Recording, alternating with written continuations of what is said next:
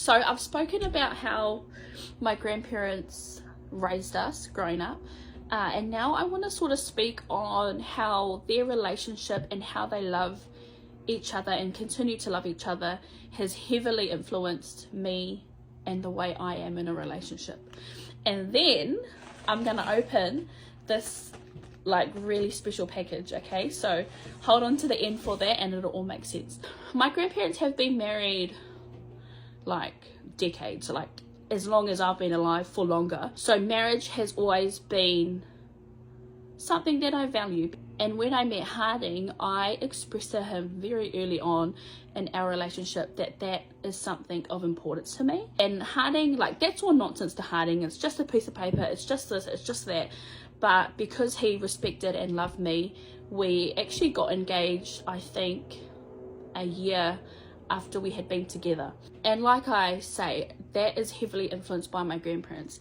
When I tell you, being raised by your grandparents and surrounded by your grandparents' love is like another love like no other, it truly is. It feels like warmth, it feels like protection, it feels like safety, it feels like comfort. There's just no other love. Sorry, Harding.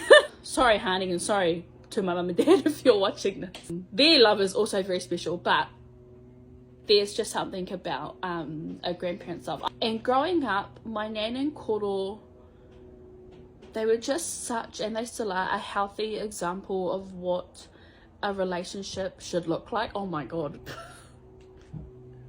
And it really does come down to like simple things like, you know, they would always give each other a kiss before they left the house. As soon as they came home, they would always give each other a kiss and sit down and reflect about their days and what's happened. And those small habits and mannerisms are exactly how I am as a partner. And thank the Lord I met someone who is very similar to my dad and my koro, and that's Harding. And there's something about the males in our whānau. They're very content, very chilled out, have a very calm nature. It's the women that are a little bit screw loose, a little bit aggressive. And I always knew growing up that I wanted to be like them, to have what they have. Oh my god, Paris, fuck's sakes. Harana bay. And I'm so lucky that I have met Harding because we truly are very similar to my grandparents. So because I was pretty like upfront with Harding about what I wanted in terms of our relationship and there being marriage on the cards, that conversation obviously led into one about rings. And at the time, I don't think I was working. I think I had just finished working.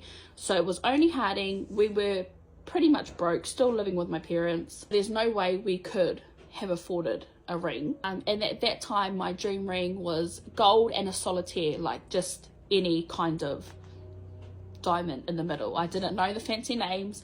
I just knew what I liked. And before we went to Queenstown, which is where we got engaged, I said to Harding, like, look, how about we look at Pandora?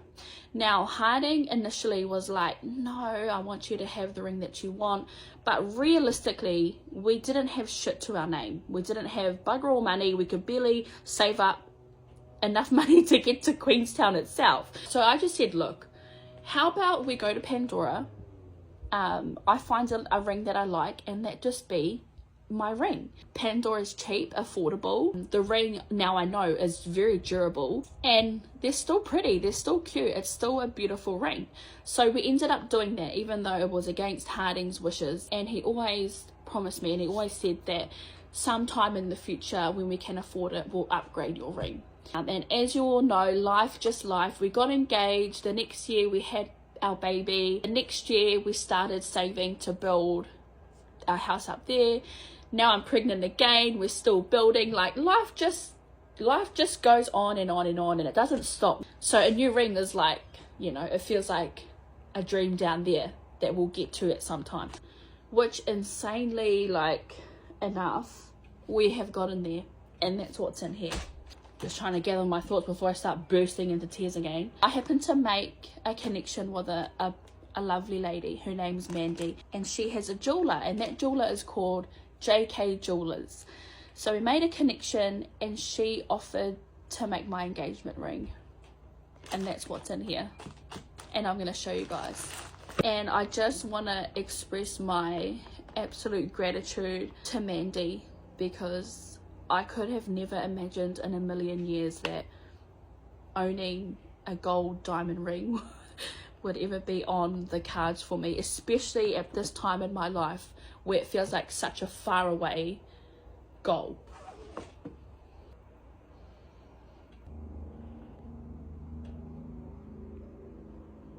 So yeah.